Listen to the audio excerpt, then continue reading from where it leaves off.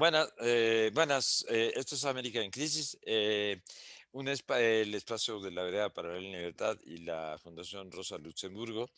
Y ahora vamos a acompañar nuestras emisiones de los sábados con un contexto histórico entre Óscar de Pablo y yo, ambos de la Vereda para la Libertad. Y empezamos hoy con, ¿qué tema, Óscar? Pues, dado que Velar, codeándose con sus amigos, las celebridades, ya ha hablado de la guerra de la guerra México-estadounidense de 1846, 47, 48, queríamos retomar ese tema y llevarlo hacia nuestro molino. ¿Cuál es nuestro molino? ¿Cuál es el molino de América en Crisis? Este, Hacer la historia de nuestras sociedades no meramente como una historia de nuestro Estado o del Estado-nación, sino como de la sociedad misma, que no reconocen necesariamente fronteras nacionales, que se enfoca mucho más en cómo vive la gente, cómo vivía la gente, cómo producía la gente, eh, cómo satisfacía sus necesidades la gente, y tampoco reconoce fronteras geográficas, porque la historia de nuestras sociedades no es solo de nuestras sociedades geográficas, sino que tiene sus raíces en tres continentes. La propia América, para empezar, obviamente, pero también Europa y también África, que es el más olvidado de los tres. Y tiene sus raíces en un sistema productivo atlántico que conectaba a los tres países, basado en la explotación de los recursos naturales americanos, el secuestro de hombres y mujeres africanos y el enriquecimiento de capitales europeos, que además también sirvió para la acumulación originaria del capitalismo y el surgimiento del capitalismo, incluida la proletarización de la propia población europea, de las mayorías europeas, que no se beneficiaron de ninguna manera uniformemente de este proceso. Y pues ahora queríamos hablar de un episodio que es una de esas guerras, entre lo que ahora es el mundo postcolonial y lo que ahora es el mundo imperialista. Pero creemos que eso ha producido muchos malentendidos sobre lo que fue esa guerra, eh, producida a mediados del siglo XIX, y que ha servido para muchos historiadores, hablar a su modo de manipular en cierto modo lo que pasó en esos años en un sentido o en otro, ya sea para exaltar el patriotismo del Estado mexicano o para decir que el poder del mundo imperialista actual era inevitable y por lo tanto es eterno. Ambas son, ambas son una especie de desviaciones del tema. Entonces, bueno, Velar es una de las personas que más sabe eh, del tema y que además la ha estudiado de un modo distinto al de la historia, al de la vieja y la nueva historia oficial, por así decir, porque también hay una nueva historia oficial. Y Velar le ha dado vuelta al tema, tiene un libro al respecto, La guerra contra los gringos, que justamente no tiene por protagonista heroico al Estado mexicano, sino a la población mexicana que de ninguna manera, a la población de estas tierras que ni siquiera era uniformemente mexicana, que ni siquiera es justo llamar mexicana, porque es una guerra que se dio obviamente en la frontera, que estaba poblada mayormente por gente que no hablaba ni inglés ni español, y cuya modo de organizarse no era ni el Estado mexicano ni el Estado estadounidense, es decir, los pueblos indígenas, lo que ahora llamamos los pueblos indígenas. Yo quiero enfocar eh, esto desde otro ángulo, que es el lado estadounidense, porque para ver quién invadió no basta ver quién es el invadido, sino también quién es el invasor y qué lo motivaba. Y creo que un elemento que se pasa por alto normalmente en la narración de esta guerra es que Estados Unidos en los años 40 del siglo XIX era un país con dos modos de producción distintos. El sur era esclavista, se basaba en el sur donde se cultiva eh, el arroz, el índigo, el tabaco, pero sobre todo el algodón, se basaba en la explotación masiva de grandísimas extensiones y grandísimos números de mano de obra esclavizada traída de África o criada en los propios Estados Unidos, pero de hijos e hijas de nacidos, de gente traída de hijos y nietos de gente traída de África, eh, basada en el sistema, no en el sistema asalariado, sino en el sistema esclavista, o sea, un sistema en el que por la fuerza obligas a los trabajadores a trabajar, en el que tienes que vigilarlos día y noche para que regresen al día siguiente, que solo puede darse en ciertos contextos. El norte de Estados Unidos, y Estados Unidos, recordemos, en esa época significaba simplemente lo que ahora sería la costa este de Estados Unidos, o sea, lo que da el Atlántico. En cambio, tenía ya un modo de producción capitalista, asalariado, ¿no? No sé si sea preciso decir que uno era capitalista y el otro no, porque los dos eran capitalistas, Ujú. pero uno construía su capital mediante la explotación de mano de obra esclavizada y el otro bajo Sí, la explotación de mano de obra libre. Libre entre comillas, porque era, digamos, asalariada simplemente. Y en los años 40 del siglo XIX, el presidente James Polk era uno de una serie de presidentes que venían del sur. O sea, la mitad estadounidense que dominaba el centro, que dominaba la capital, que dominaba Washington, que dominaba el gobierno, era el sur, eran los esclavistas. Pero vivían en una competencia constante contra los estados llamados libres, contra los estados donde dominaba el modo de producción asalariado, digamos. No era exactamente su guerra eh, en defensa de los esclavos lo que llevaba al norte a oponerse al sur. Era simplemente que no querían competir, que no querían seguir sufriendo el poder político del sur que les imponía a todo el país, con presidentes como Polk. Y para eso era importantísimo tener más territorio. ¿Por qué? Porque desde el origen de Estados Unidos, desde la independencia estadounidense y su primera constitución, había un sistema donde el territorio era más importante que la población. Y eso dominaba a los estados, eso era una concesión a los estados del sur, que tenían poca población, eran poco densamente poblados, pero mucho territorio. Y muchos estados. Entonces, conforme Estados Unidos, las 13 colonias originales se fueron expandiendo más y más al oeste, algunos estados, empezando por los de, por ejemplo, Illinois, o sea, Ohio, donde está en torno a los Grandes Lagos allá por el norte, se instauraban estados libres, mientras que hacia el sur se iban instaurando estados esclavistas, como Alabama, ¿no? Que no es una de las 13 colonias originales, después Florida, después Texas, que fue, como sabemos, eh, colonizada, era un estado que pertenecía primero, digamos, que había pertenecido a la Nueva España, después perteneció a la República Mexicana Independiente, pero estaba muy poco poblada.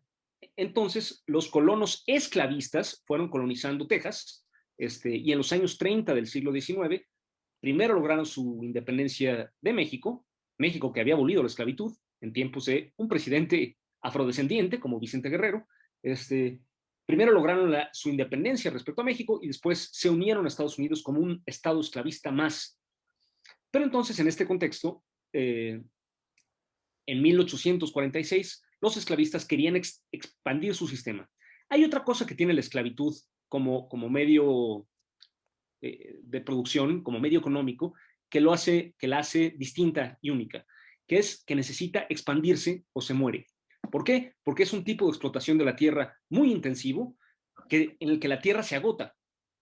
Además, se necesitan grandes extensiones. Entonces, ¿qué pasa? Si un plantador, si uno de los dueños de las plantaciones tiene 3 hijos, no puede simplemente dividir su tierra en 3 y sus hijos en 3 y sus hijos en 3, porque requieren ser propiedades muy grandes, muy centralizadas. Entonces, por estas 2 razones, además de la presión de tener más territorio para poder controlar el gobierno estadounidense, es que la esclavitud tenía que expandirse. Y vemos en esa época, en esa primera mitad del siglo XIX, muchos intentos y algunos son fallidos y algunos son exitosos. Texas es un ejemplo exitoso de expansión de la esclavitud hacia el sur. Hay otros intentos. Un filibustero apellidado Walker intentó hacer colonias esclavistas, primero en el norte de México, fracasó, o sea, en el norte de lo que ahora es México, fracasó, después en el Caribe, finalmente en Nicaragua y en Honduras, donde finalmente las autoridades locales terminaron por arrestarlo y fusilarlo, afortunadamente, merecidamente, ¿no? Pero era una idea habitual, la necesidad de expandir el sistema esclavista a lo que entonces era ya la América ex española, ¿no? La América independiente, originalmente es donde se hablaba español. Y les digo, hay muchos intentos fallidos. Es muy interesante ver los intentos fallidos. Ahora vamos a hablar de un intento que resultó exitoso, pero estos intentos fallidos ayudan a entender qué era lo que estaba en juego. A la hora de iniciar esta guerra, Estados Unidos no era un país imperialista en el sentido moderno del término. No tenía grandes bancos, acababa de fundar su primer banco nacional, a escala nacional. O sea, estaba muy, muy, muy recién industrializado el norte y el sur no estaba industrializado. No prestaba, no era, quien le prestaba dinero a los gobiernos más pobres era Francia. O sea, el banco en ese momento, los prestamistas eran o españoles, porque México se había independizado de España, o franceses. Estados Unidos no exportaba capital todavía. Esta forma expansionista no era plenamente imperialista. El ejército estadounidense, que hoy es con mucho el mayor del mundo, es el país que más gasta militarmente, con mucho, incluso más que todos los demás países del mundo sumados, nos hace pensar que siempre fue así. No es el caso. El ejército estadounidense apenas existía. Había tenido pocas guerras y la última la había perdido contra Inglaterra. O sea, después de independizarse, Inglaterra atacó a Estados Unidos en los años 20 del siglo XIX y le ganó, porque Estados Unidos no era una potencia militar de ninguna manera. El Estado estadounidense apenas estaba consolidado, mucho menos consolidado que el mexicano. Además, su federalismo era mucho más real. Eran realmente estados unidos y no muy unidos, por lo demás, ¿no? Eran estados muy, muy diferentes. Por eso, muchísimos políticos estadounidenses, a diferencia también de lo que ocurriría en el siglo XX, no apoyaron esa guerra, ¿no? Si ustedes recuerdan, por ejemplo, la guerra de Irak que inició George W. Bush, se acordarán que todos los partidos políticos estadounidenses hicieron a un lado sus diferencias y apoyaron el esfuerzo bélico. No era el caso en esa época. No. La mayoría de los políticos del norte, antiesclavistas, con antiesclavistas no quiero decir que fueran abolicionistas, no quiero decir que quisieran abolir la esclavitud, quiero decir que simplemente representaban a estados no esclavistas y querían competir en términos más justos con los estados esclavistas. La abolición vendría solo, la idea incluso de la noción siquiera de abolir la esclavitud solo vendría después del estallido de la guerra de secesión en los años 60 del siglo XIX, ¿no? Aquí no eran simplemente políticos de los estados no esclavistas. Bueno, estos políticos, entre ellos los futuros dirigentes del norte, se oponían a la guerra. Lincoln, que iniciaba el futuro presidente Abraham Lincoln, que iniciaba en esa época su carrera como parlamentario local, se opuso a la guerra, a la invasión de México. Generales del ejército, como Ulysses Grant, no solo se opusieron a la guerra, sino cuando vinieron a luchar, escribieron en sus memorias que lo que estaban haciendo no solo era una equivocación, sino era un crimen. Les parecía que no tenía justificación moral alguna y pues se opusieron con todas sus fuerzas a la guerra. Aún así, como digo, la fuerza dominante en Estados Unidos era el sur esclavista. Por eso la guerra se llevó a cabo, ¿no? Finalmente se decidió, en efecto, invadir México en 1846 y de ninguna manera era estaba cantado, por así decir, estaba predeterminado que iban a tener una victoria tan arrolladora como la tuvieron. Creo que fue solo por el estado de extrema desorganización interna del Estado mexicano, que por lo demás solo se puso a prueba ahí entonces, o sea, nadie podía saber cuán desorganizado estaba, que tuvo esa guerra el resultado que tuvo. El resultado, por si nos están oyendo alguien que no lo sepa, el resultado que tuvo fue la cesión del Estado mexicano al estadounidense de todo el enorme territorio que va desde Texas hasta California, pasando por Nuevo México, Arizona, incluso Colorado, parte de Nevada. Colorado, parte de Utah, Nevada, Nada. Ujú. un territorio inmenso. Por cierto, en todo ese territorio se instauraron estados esclavistas, excepto en el más occidental de esos territorios, que es California. Y hasta la fecha se nota cómo eso determinó que son estados afines a los viejos estados esclavistas, Alabama, Georgia, Florida, Texas, son políticamente hasta la fecha son más o menos afines a Nuevo México, Arizona, y en cambio California es afín políticamente a los estados del antiguo norte, a Nueva York, Pensilvania, Vermont, etcétera, ¿no? Maine, Ohio, esos lugares, ¿no? Y hasta la fecha esa división sigue teniendo consecuencias, ¿no? Entonces, bueno, en cierto modo, uno que es yo que soy antinacionalista, o sea, que no, creo que es un error muy peligroso idealizar la nación propia. Eh, Llegué a pensar de joven que qué bueno que Estados Unidos ganó, porque era una economía más progresista, más desarrollada, etcétera.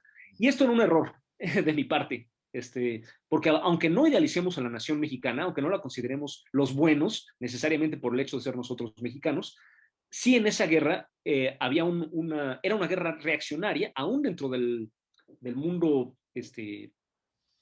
digamos, preimperialista, aunque Estados Unidos no fuera un imperialista, en el sentido moderno económico del término, porque era una guerra esclavista, contra un estado donde la esclavitud ya había sido abolida, y que incorporó grandes territorios libres al mundo esclavista, o sea, dejando de lado el hecho de que México fuera una nación débil y Estados Unidos una nación fuerte, que como dije, no era, al menos no al mismo grado que sería después en el siglo XX.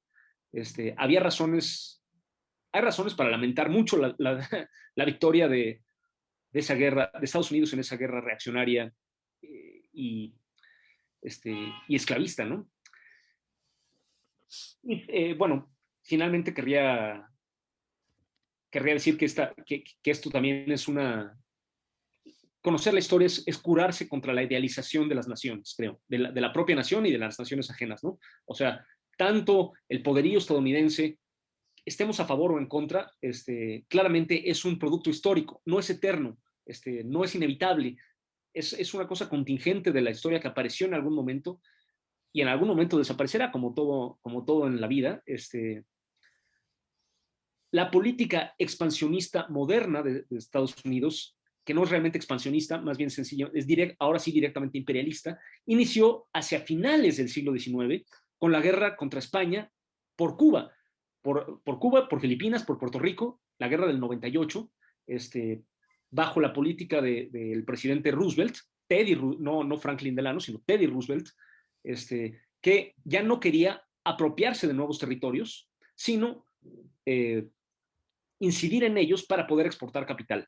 O sea, que ocuparon Cuba, República Dominicana, Haití, Nicaragua, pero de ninguno de esos territorios, con ninguno de esos territorios se incorporaron como estados estadounidenses, ni siquiera Puerto Rico, que conservan como más o menos como colonia, porque ya era un tipo distinto de expansión, ¿no? Lo que querían no era tener más estados, como era el caso en 1846.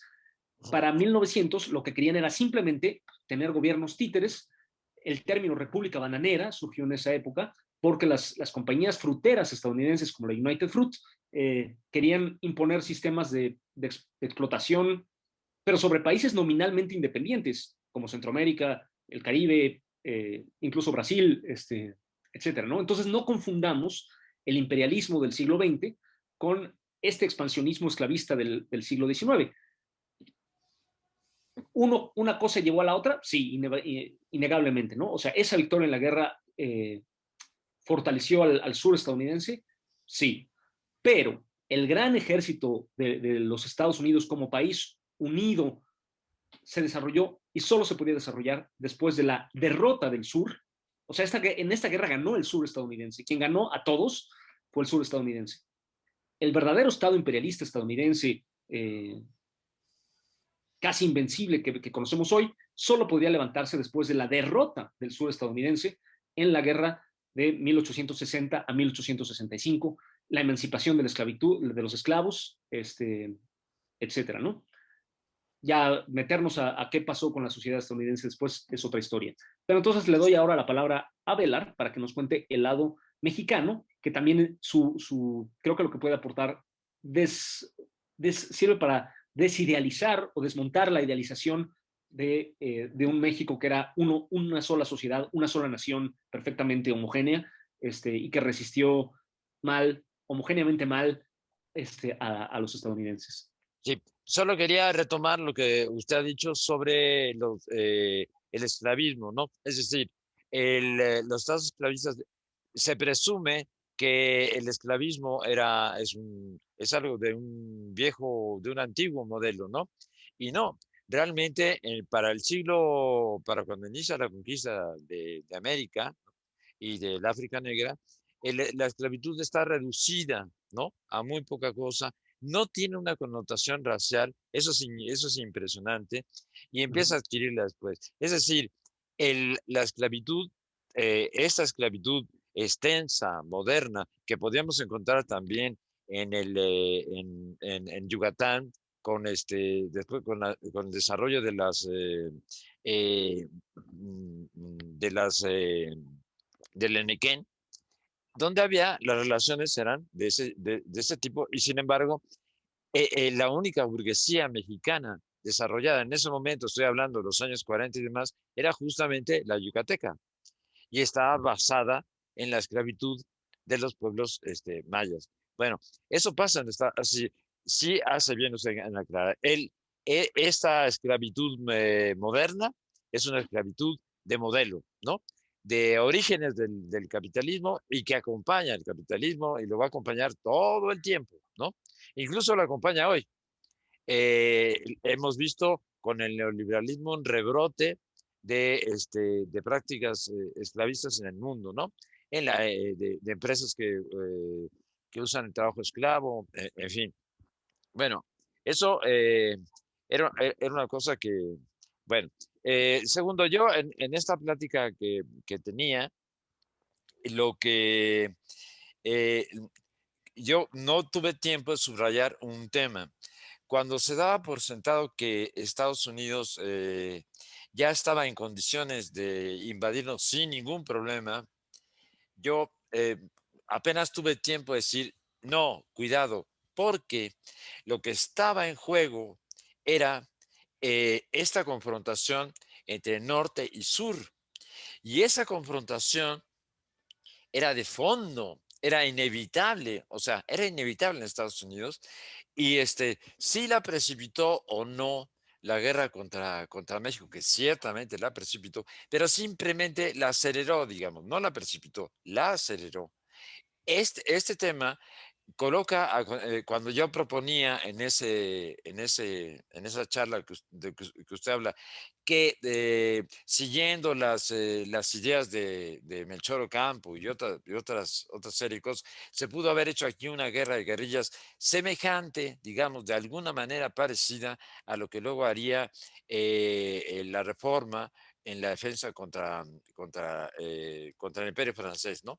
Bueno, ciertamente, sigo creyendo que había una oportunidad de extenderla, por lo menos temporalmente. Y si no la había, lo que sí es que ese país no estaba entrando en esta guerra tranquilamente. Tenía una gran cuestión interna que resolver, ¿no? Y era esta, entre el sur y el norte. No era menor. Cuando yo empecé a hacer este libro, la investigación, cuando la estaba haciendo, resulta hubo la conmemoración de los 150 años de la intervención, una conmemoración de historiadores, ¿no? Yo fui a ella, aunque no soy un historiador académico, fui a ella, me invitaron y quedé pasmado de la cínica conclusión. Era, no, ¿cuál es el problema? Pues, esos territorios estaban perdidos, ¿no? Históricamente estaban perdidos. Se lo llevaron, ¿cuál es el problema? Bueno, había cuestiones éticas de fondo. En esa guerra murió mucha gente, perdón, murió gente. Es decir, no hay ninguna visión ética de la historia. Es este cinismo que tiene y que luego tendrá, que quisiera conectar después con lo de el libro que cité y que le comenté a usted sobre de Molina Enrique, escrito en 1900, ¿no? Sobre el México. Bueno, y lo voy a conectar de otra manera también con otras formas de vida que no eran las que estaban surgiendo, los orígenes del capitalismo, o sea, la sociedad moderna, la expansión marítima europea, o como queramos llamarlo, o el colonialismo nacido en el siglo XVI, lo que produce es, descalifica para la historia a las sociedades no, que no están en ese proceso, ¿no? Y entre ellas están las sociedades, la multitud de naciones nómadas de los Estados Unidos, ¿no? De Norteamérica, no Estados Unidos, de Norteamérica. Cuando se dice, no, bueno, es que eran cuatro gatos, no mentira, perdón, ni eran cuatro gatos, ni eran naciones, son muy diversas, las del oriente de los Estados Unidos, y aquí está bien que las del oriente de los Estados Unidos, y está bien que lo toquemos, porque de alguna, nuestro espacio de América en crisis, el que sostenemos, está siguiendo las luchas, los movimientos sociales, lo mismo en América Latina que en Estados Unidos, ¿no? Y esto va a tiene un efecto. Bueno, esas sociedades eran también, eran agrícolas, fundamentalmente agrícolas en la costa oriente, es decir, justamente la costa que toman, ¿no? Las primeras colonias de los Estados Unidos. ¿Por qué? Porque se extendía hasta allí la civilización mesoamericana. Cuestión también importante, es decir, vemos a los hoy Estados Unidos como desligados absolutamente de México y no lo están, ¿no? O sea, Ujú. forman parte, aunque recientemente, pero forman parte de la cultura mesoamericana. Eh, entonces, y son todas agrícolas, ¿no? Son agrícolas o, o semiagrícolas, o sea, conocían la agricultura y podían combinarla con prácticas de caza y demás, ¿no? Pero conocían la agricultura y habían tenido un centro de vida urbana que era muy interesante en territorio cherokee, justamente, ¿no? Lo que luego sería territorio cherokee.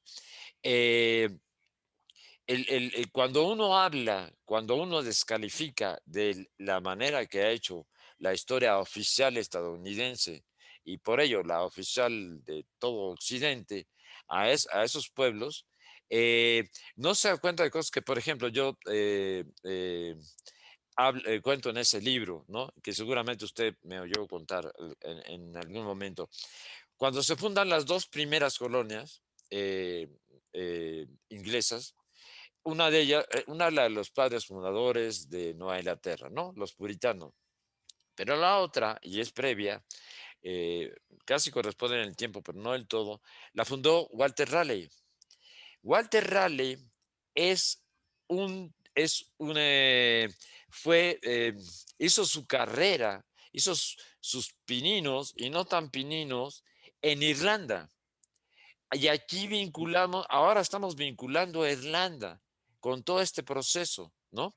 Y como recordamos, cuando más tuvo que estudiar la expropiación al campesinado, ¿no? Por las fuerzas capitalistas en siglo XVIII, fines del XVIII y XIX, eh, ¿dónde hace su estudio? ¿Dónde hace su trabajo? Justamente observando Irlanda, ¿sí? Porque había sido tan brutal como la de América, o la del África, la de América, la de la Irlanda. Había sido, verdaderamente hay allí estampas que recuerdan perfectamente las de México. Por ejemplo, eh, cuando ya no seguían funcionando las políticas de aliento a espías, delatores, asesinos, no sé qué, se quemaban se quemaba una zona, ¿no? O sea, se quemaba una zona para que eh, eh, tuviera la gente que entregarse, venía la hambruna y venían momentos verdaderamente terribles, están recogidos ahí, documentados allí, por ejemplo, en el que perros y niños compiten por los cadáveres de los hombres y mujeres que murieron en este tipo de política. Bueno, eh, lo que están haciendo, pues, en Norteamérica es, primero, bueno, volvemos a los padres, a Virginia, pues, ¿no? A esta segunda colonia, porque Walter Raleigh fue uno de los grandes personajes de esa segunda etapa y virulentísima etapa de la colonización irlandesa. Y eh, em, ahí experimentaron, encontraron los comos de lo que luego harían en Norteamérica. Bien, entonces Raleigh fundan Virginia, ¿sí? Es muy curioso que, bueno, entonces funda la colonia y pasa un año y los colonos esperan que los habituallen los barcos venidos de Inglaterra, ¿no? A ver, hay que pensar un poco. Están en una de las tierras más feraces del mundo en ese momento. Virginia era riquísima, ¿no? Y sin embargo, no pueden vivir, no pueden vivir de lo que hay alrededor porque ni lo conocen, o sea, necesitan que la población indígena les muestre cómo es esa naturaleza, incluso que es algo que hicieron en el resto de América, lo mismo el imperio azteca, que el imperio inca, o sea, les fueron enseñando de cómo había que manejar estas tierras, ¿no? Bueno, pasan ¿Eso un con qué año. se come, no? La pregunta clave es, ¿eso con qué ¿Qué, se come? qué se come? Bueno, pues no sabían qué. Es igual que también llama mucho la atención, perdóneme que introduzca el tema, en el Amazonas. O sea, van los primeros exploradores españoles por el Amazonas, van por el Amazonas y con,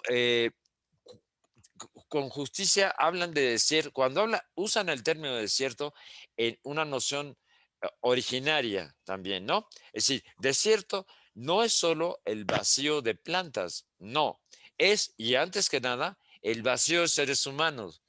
Entonces todo el tiempo, y encontramos un desierto, dice, no, no, no, ¿cómo van a encontrar un desierto en el Amazonas? No sean payasos, ¿no? Bueno, porque no sabían qué hacer, no sabían ni qué especies agarrar, cuáles los mataban, cuáles no, incluso los peces no sabían qué hacer. Bueno, esto sucede también en las primeras colonias de los Estados Unidos, hasta que llega un momento en que los indígenas, por oscuros designios, digo yo, les hacen el divino regalo. El divino regalo es el maíz, ¿sí? Y aquí el tema es fundamental porque el maíz va a ser con la papa de Inca, ¿no? Bueno, de la zona que luego sería el imperio Inca, va a ser la que saque, la que permita, no la que saque de la pobreza, la que permita el salto poblacional que conducirá, que permitirá la revolución industrial. Sin ella no hay manera, ¿no? Eh, bueno, podía aquí contar casos en particular, por ejemplo, la región de origen de mi familia, ¿no? Que estaba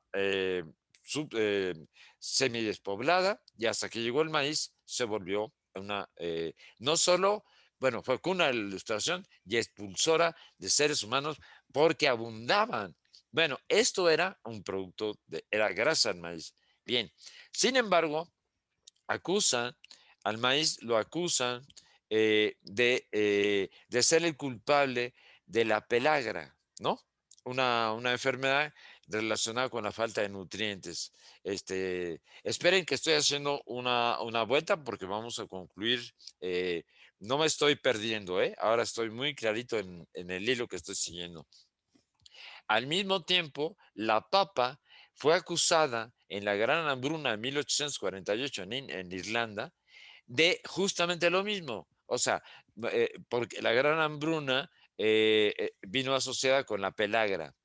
La cuestión era, claro, cuando revisaron la pelagra en uno y otro lado, dijeron, sobre todo en Irlanda, a ver, perdón, es el único alimento, les expropiaron todo. O sea, ya Inglaterra, Gran Bretaña, en camino, ya en pleno camino capitalista, ¿no? Les expropia todas, les expropia las tierras. Entonces no les deja para comer más que papas, ¿sí?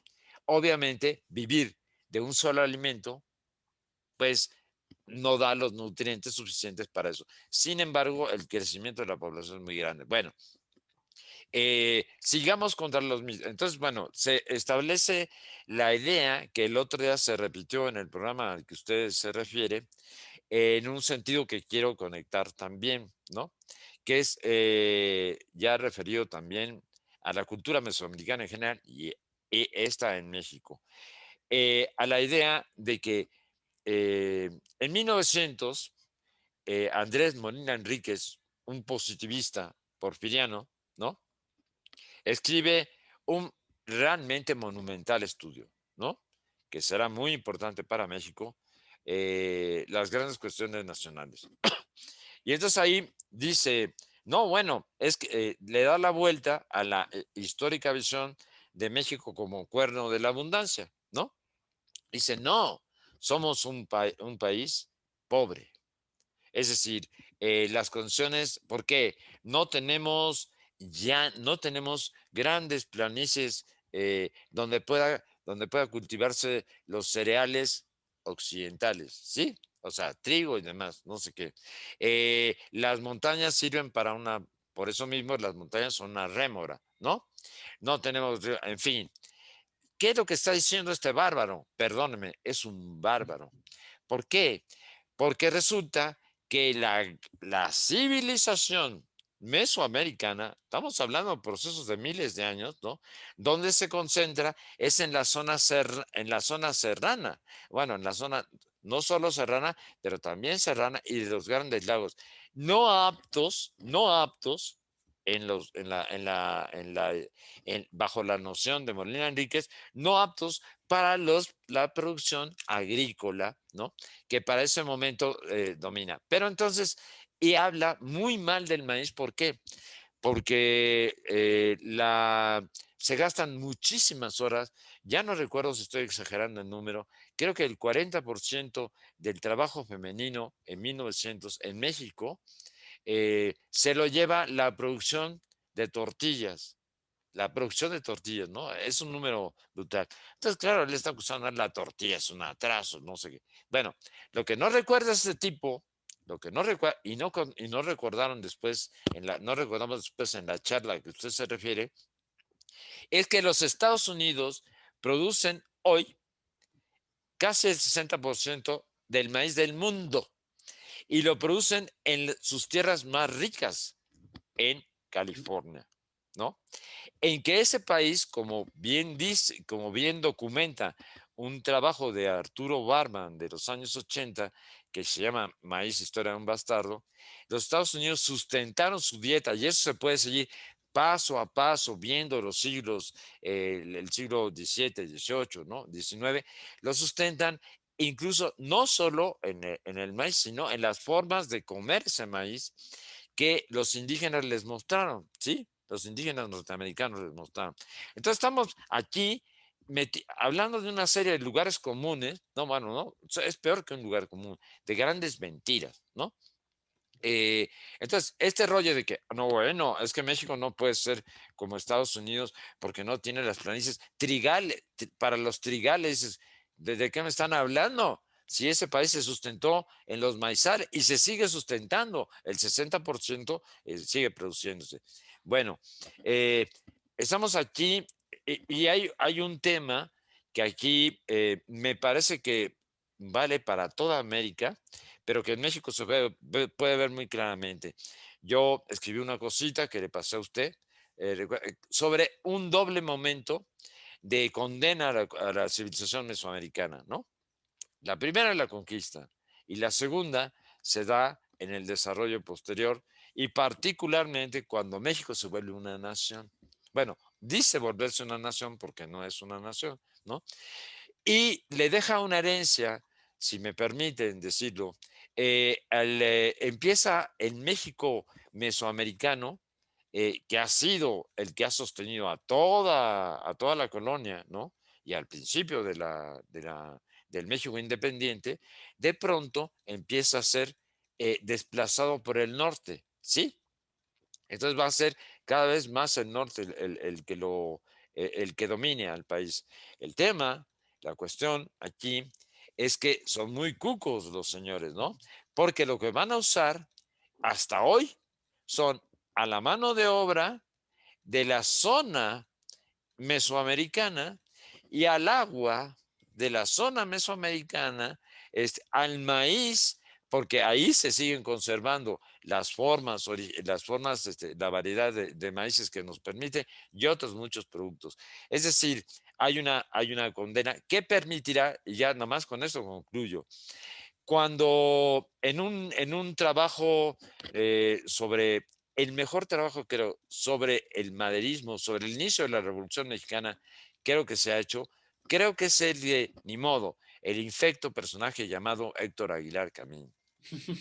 Pero La frontera nómada es un gran libro que empieza con lo siguiente. Como sabemos, quien terminó ganando, el sector que terminó ganando la Revolución Mexicana, imponiéndose, era sonorense, ¿no? Y resulta, él empieza con una cita de Federico Gamboa, el escritor, el novelista, ¿no? De Santa, que era sonorense y que en un momento escribe, dice, México, Sonora no era México, nosotros no tenemos nada que ver con México, ¿no? Y sin embargo, es este México el que es capaz de triunfar en la revolución. ¿Por qué? Porque no tiene compromisos, ¿no? Y porque tiene una visión cínica de la historia, ¿sí? Y esto va a hacer que a lo largo del siglo XX y el siglo XXI, entonces vendrá una imposición en México de las zonas, el Bajío, el norte, en fin, que desprecia a las culturas del sur. Y sin embargo, ahora va sobre ellas, ¿verdad? Bueno, siempre ha estado dependiendo de eso.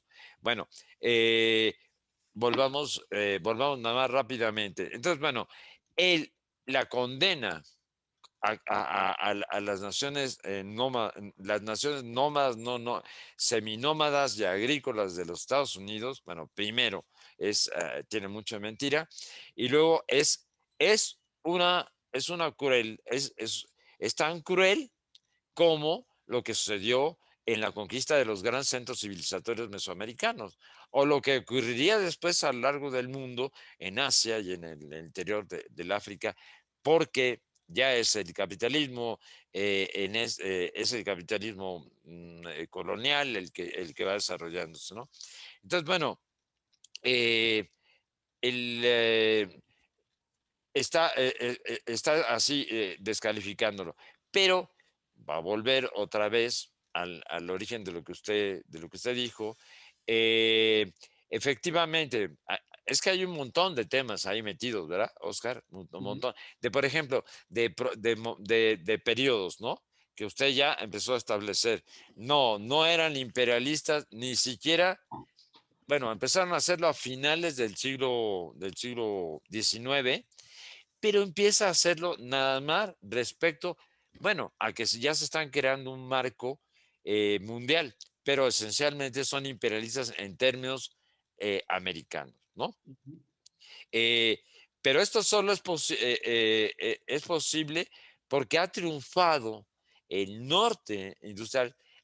Sin embargo, sin embargo, quien, en efecto, como usted bien dice, quien obliga a que se haga la invasión contra México, y recuerdo ahora aquí en algo que usted que seguramente quería que dijera, ¿no?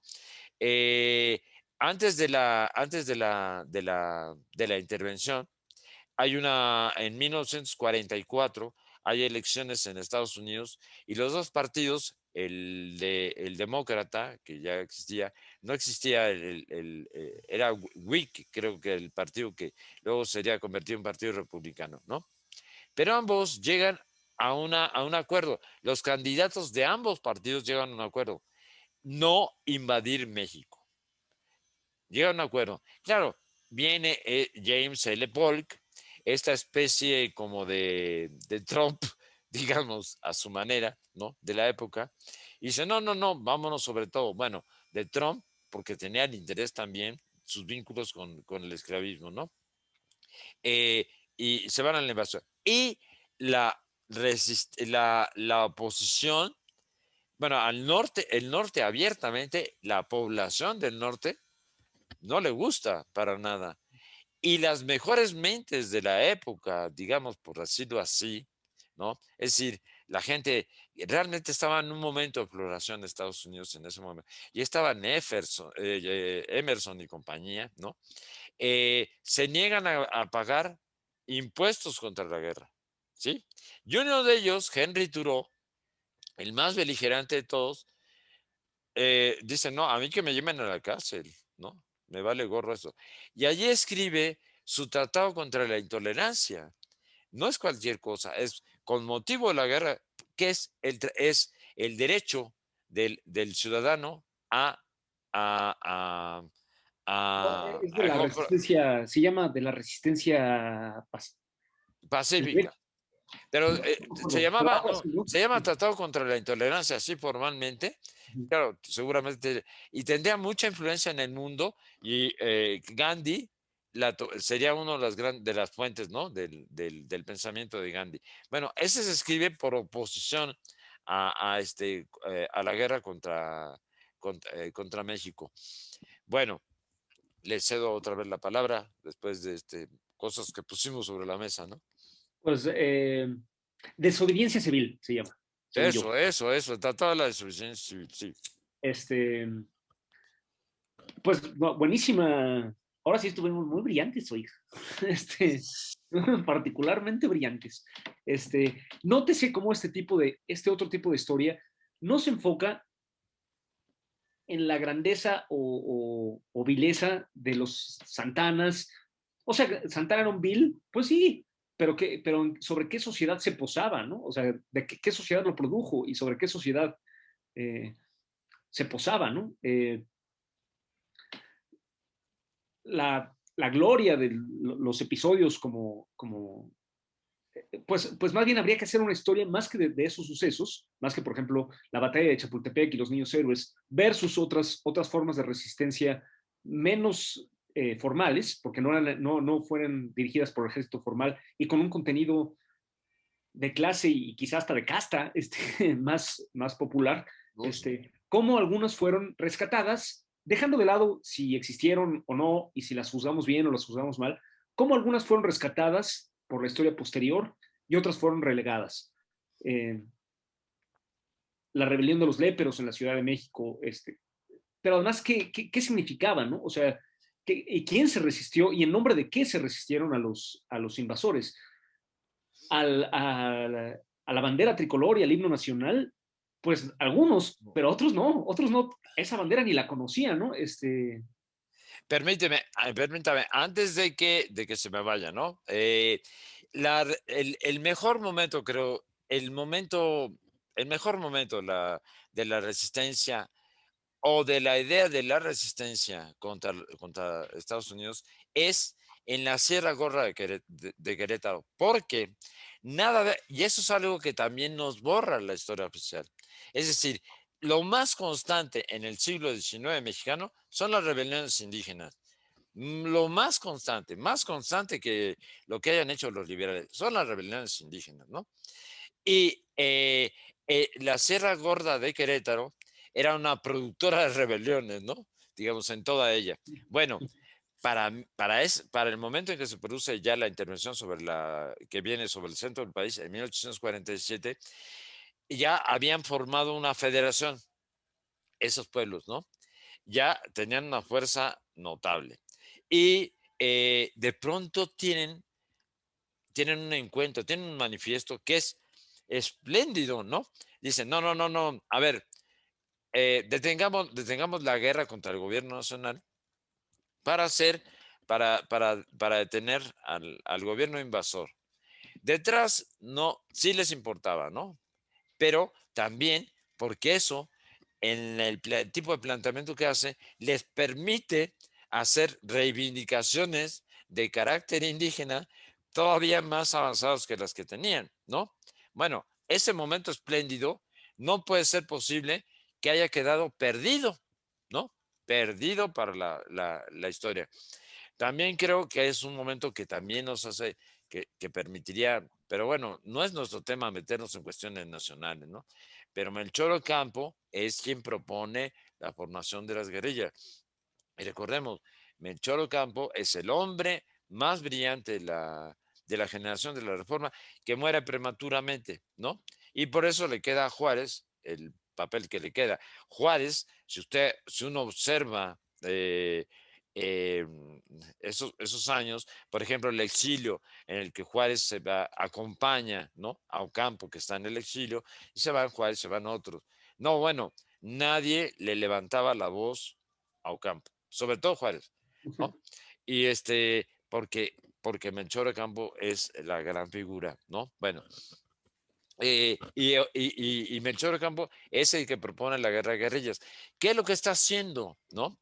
Independientemente de que pudiera o no esto suceder en ese momento, lo que está haciendo es prefigurar lo que luego va a ser la lucha contra el imperio. Es decir, viene el mayor ejército del mundo, el más fuerte ejército del mundo, dejémoslo pasar, ¿no? Y vamos a desgastarlo disperso por la tierra, ¿no? Lo cual, de paso, servía para hacer patria, ¿no? En el gobierno de Juárez. Bueno, pues el planteamiento de Ocampo está ya prefigurando lo que va a ser después. Y lo muestran en este momento y la verdad es que había condiciones. Bueno, pero no es el tema, nosotros no queremos estar discutiendo si era posible que México se perdiera, no, si hubiera una guerra. Estamos queriendo ver lo que hay detrás, ¿no? En términos de lo que nos ilustra sobre América en su conjunto, y el proceso que vivió América en su conjunto. Perdone que le haya tomado tiempo. No, está muy bien. Ese es justo lo que quería, el tema que quería que yo quería que usted tratara, ¿no? Estas rebeliones. Y creo que también hay que preguntarse por qué la historia oficial rechaza o no simplemente no asimila, no acepta en su corpus estos episodios gloriosos, francamente gloriosos, como estas rebeliones, entre otras cosas porque la historia oficial le repugna lo complejo. Entonces, que una que un movimiento, por ejemplo, diga, yo me opongo a esto, no soy el Estado mexicano, me opongo al Estado mexicano y no lo seré ni siquiera cuando nos invadan y aún así puedo luchar contra los invasores más extranjeros aún. Es algo que la historia oficial no acepta muy bien, ¿no? Hay casos mucho más conocidos. Eh, Zapata con Madero, el típico, ¿no? O sea, la típica cosa de que nunca se identificó con Madero y a partir de cierto punto fue explícita su guerra contra Madero. Y aún así la historia oficial a fuerza quiere ver si Madero era bueno y Zapata era bueno, a fuerza tienen que ser amigos. Sí. Eh, Con porque no es Carranza. posible que... O Y Carranza Carranza, sí, también, ¿no? peor aún, ¿no? Toda la guerra de la... O sea, bueno, la historia oficial en general tiende a ver figuras de bronce a las que no se puede criticar. Y si hay otro héroe que las criticaba, entonces no ha de ser héroe o no los criticaba y mejor lo ocultamos, ¿no? Deja tú los criticaba. Quieren obviar la lucha de clases para poner solo la verdadera, lo único que les importa es quién era el líder legítimo del país. Y todo lo demás no importa. Es que ¿Cómo el vivían tema los es ese. El tema es que obvian la lucha de clases. Sí. Ese es el tema. Claro que hay un interés, o sea, su interés presente determina su visión del pasado. Y también el nuestro, para decirlo honestamente, ¿no? Nosotros que enfocamos la lucha de clases en el presente, pues también vemos la historia de manera diferente, enfocándonos en gente que luchaba diferente, ¿no? ¿Hasta qué punto los factores personales, o sea, que la mala dirección del Estado mexicano determinó la derrota? Sí, o sea, nadie niega eso, ¿no? Nadie niega que sea posible que eso realmente ocurra, pero sobre todo hay que ver cómo hubiera sido esa guerra de guerrillas que hubiera quizá potencialmente que quería Ocampo, por qué se dio, por qué no se dio, quién produjo al Estado, quién produjo al gobierno santanista, qué clase de sociedad era la que había en la Ciudad de México, por ejemplo, que produjo a un Santana y a sus generales, a su multitud de generales, porque además qué ejército de pocos soldados y mucho general era aquel, ¿no? Eh, ¿Qué sociedad era? ¿Cómo se hubiera podido organizar esa guerrilla?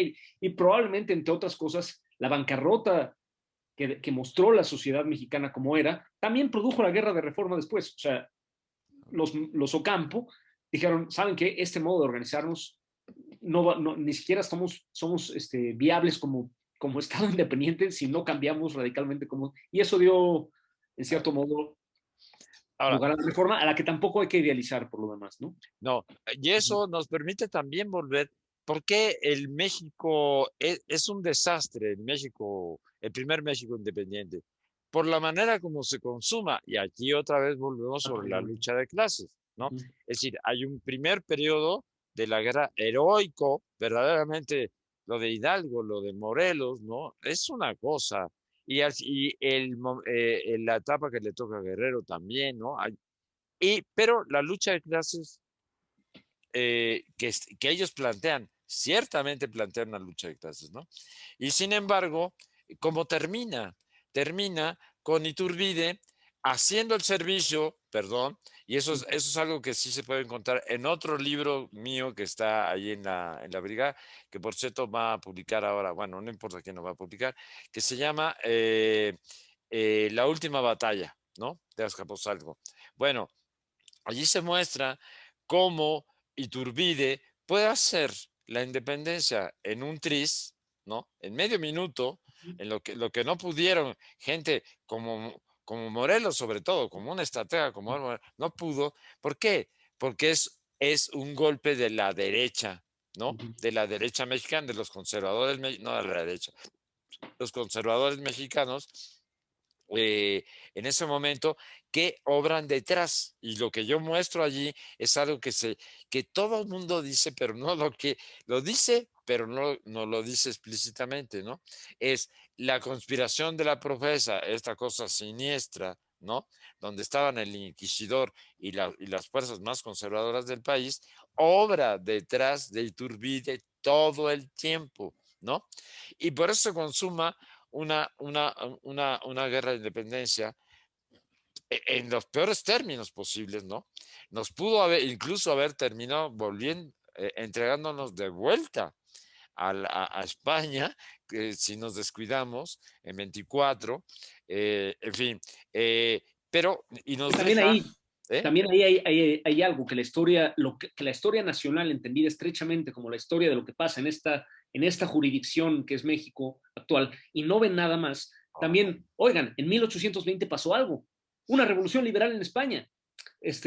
O sea, se reimpuso la Constitución de Cádiz, que era de mucho antes, de 1812, pero había sido derrocada, pero en 1820 vuelve. Y en reacción a eso, los conservadores mexicanos dicen, no, nosotros estábamos muy, muy felices con un Correcto. rey, con un poder absoluto, pero una constitución igualitaria, no, no, no. Y de ahí surge la figura de Iturbide, ¿no? Cabe, hasta ahora podríamos discutir, ¿hizo bien o hizo mal Guerrero en tomar ese escalón?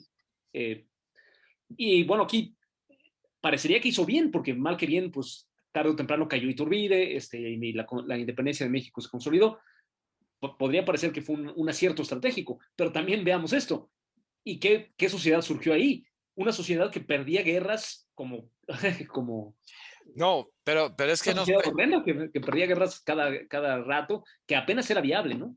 claro, pero es que se nos olvida el periodo en que Guerrero, en los 20, vuelve. O sea, Ujú, Guerrero es mucho más inteligente de lo que parece, ¿no? ujú, Él es, para empezar, la historia que se nos cuenta es que Iturbide invitó a Guerrero. No, no, no, no, no, no, perdón. Iturbide lo que le pidió la rendición, ¿no? En buenos términos. Oiga, ya ríndase usted, no sé qué. Y al que se le ocurre la posibilidad de otra cosa es a Guerrero, que está muy atento a lo que sucede en el mundo y de estas nuevas de 1820, es decir, de cómo la monarquía constitucional que se impone al rey, ¿no? Va a permitir la separación de iglesia, Estado y demás, ¿no? Esto va a producir una serie de reacciones y entonces el que le dice, no, mire, en lugar de que yo me pase como usted quiere ya estamos perdidos. Usted, señor Iturbide, dice que estamos perdidos, entonces yo me paso. Y le contesta, la primera contestación es de una contundencia, es un discurso ejemplar sobre la ética, ¿no? Sobre los principios y sobre lo que pretende esa guerra. Es decir, queda claro que es una guerra y revolución de independencia, ¿no? Pero le dice, pero mire, lo que estaría muy bueno es que usted acaudillara esto, ¿no?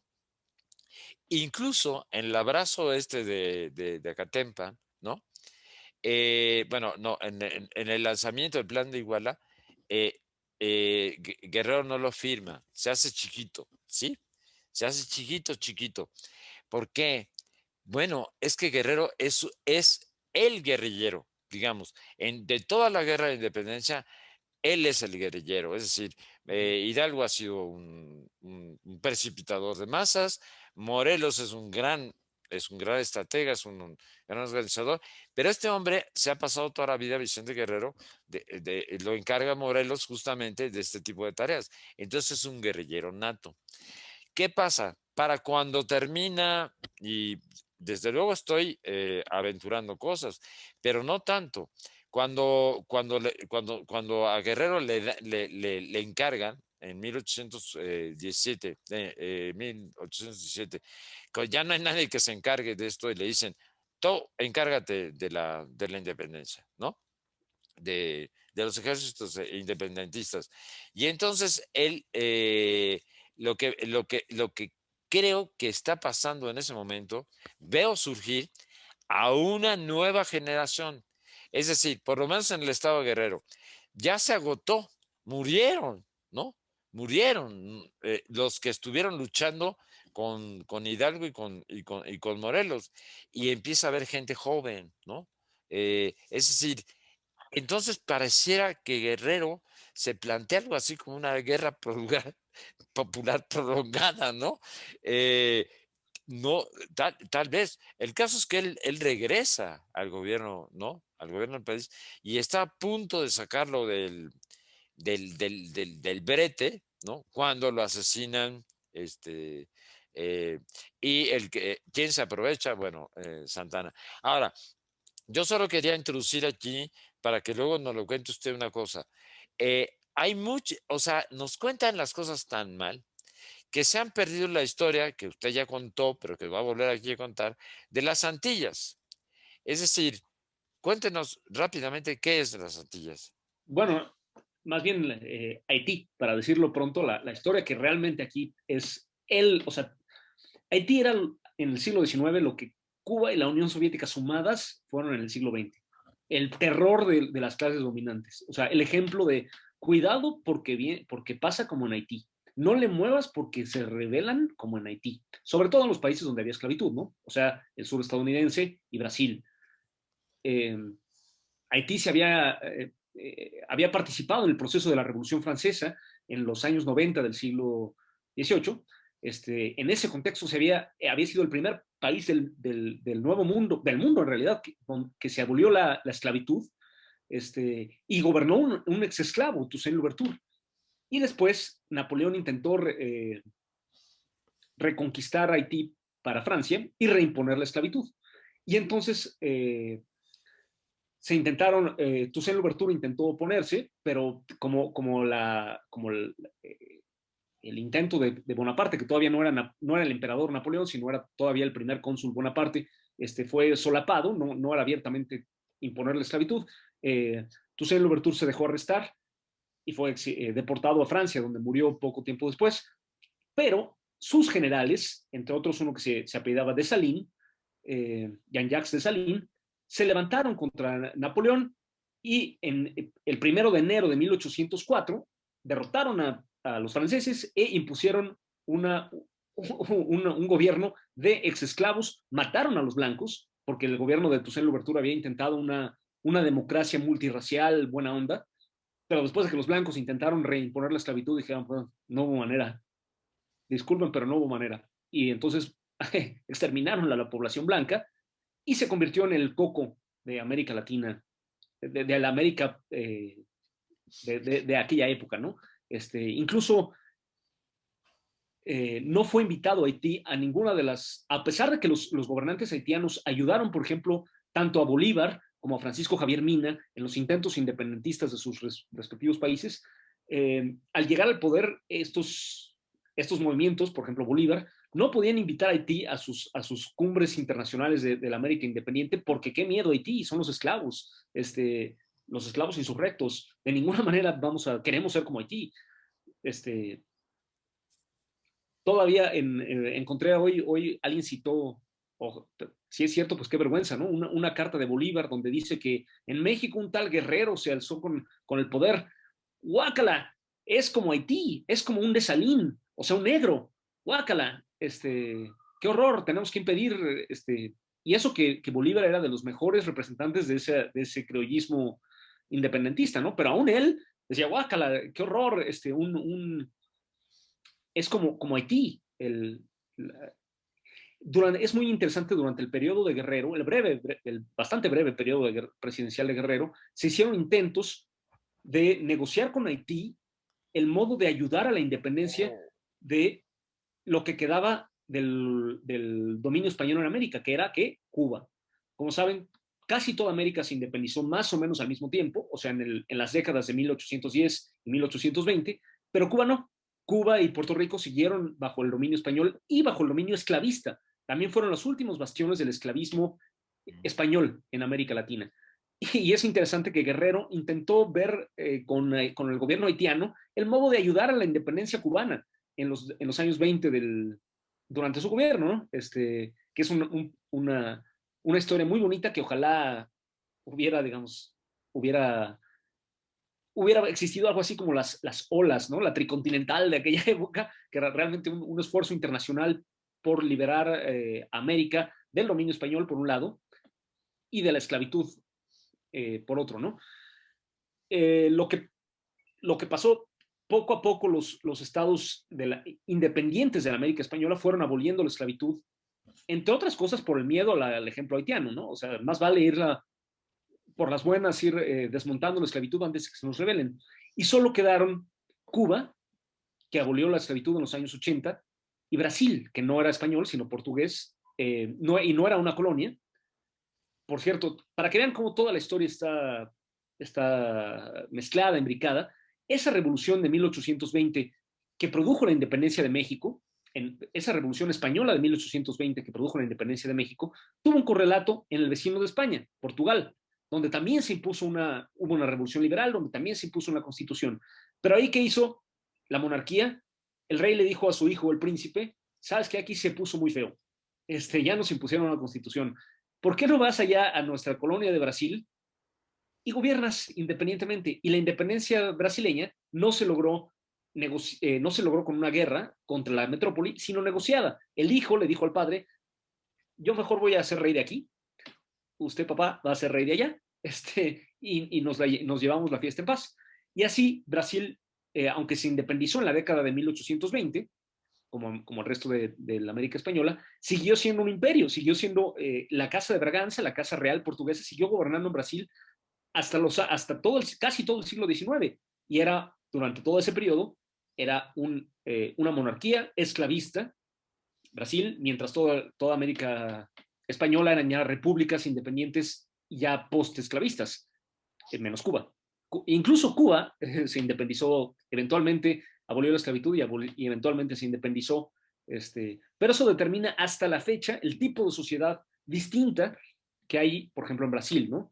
La poca tradición democrática de los brasileños se ve hasta la fecha, ¿no? Unas cosas que hace su clase gobernante que ningún país latinoamericano aceptaría sin rebelarse, ¿no? El mismo día que en Colombia la gente se levantó, o sea, hace un par de días, por los muertos, las decenas de muertos que estaba causando la represión del gobierno de Iván Duque y su asesor Álvaro Uribe.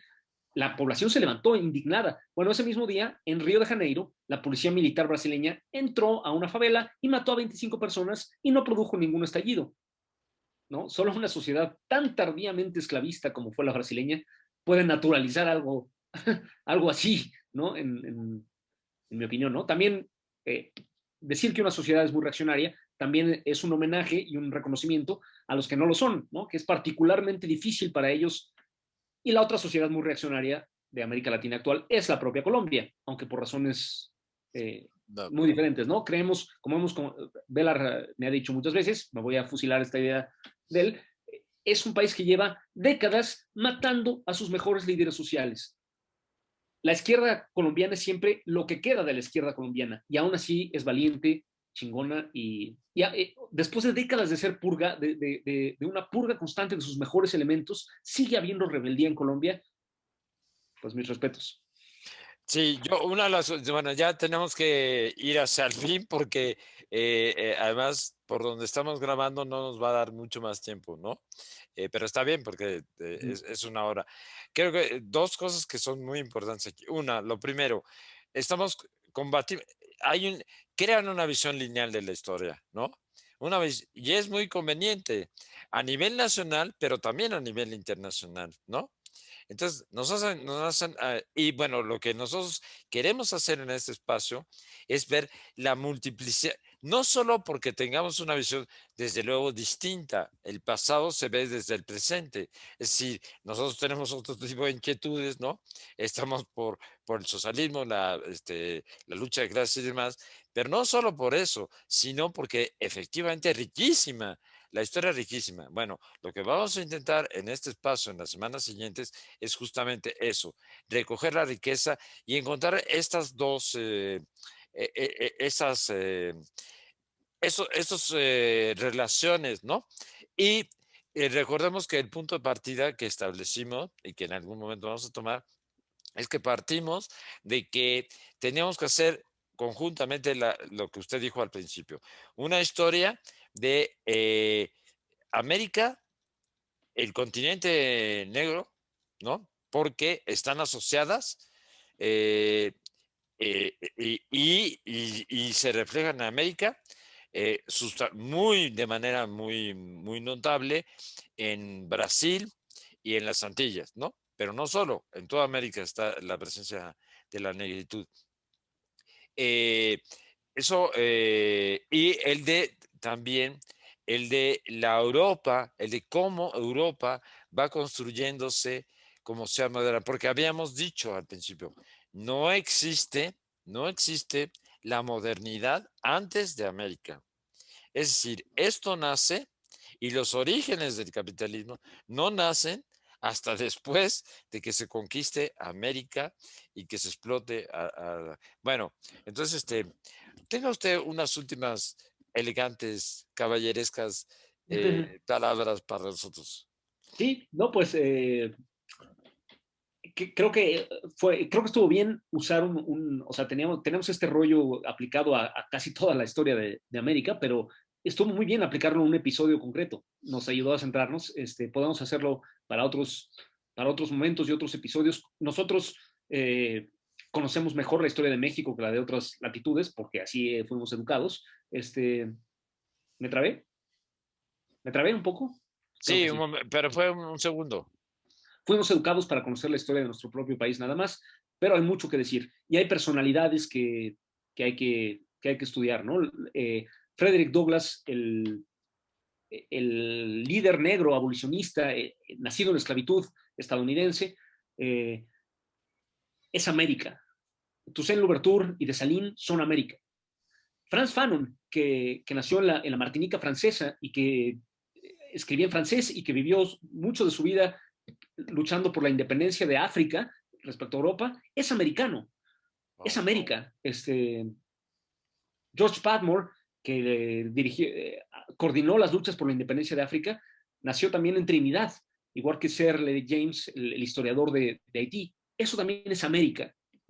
Porque América es la suma o sea, no existiría si no fuera por la suma de ese momento terrible, de ese largo momento terrible que es el nacimiento del capitalismo entre Europa, África y América, y episodios que parecerían estar totalmente ajenos a eso, como la guerra del 46, pues se explican, se empiezan a explicar cuando se ven en ese contexto y y las realidades productivas. Y también, esa es una parte, y otra es historia de la historia. O sea, no solo vamos a hacer una historia de estos sucesos, sino también vamos a comentar cómo se nos enseña la historia, comentar críticamente cómo se nos enseña la historia y para qué. La guerra del 46 es un ejemplo perfecto de mistificaciones, ¿no? De distorsiones, a veces mentiras, a veces simplemente enfoques interesados, digamos, o sea, que se enfocan en ciertos elementos interesadamente y dejan en la sombra otros.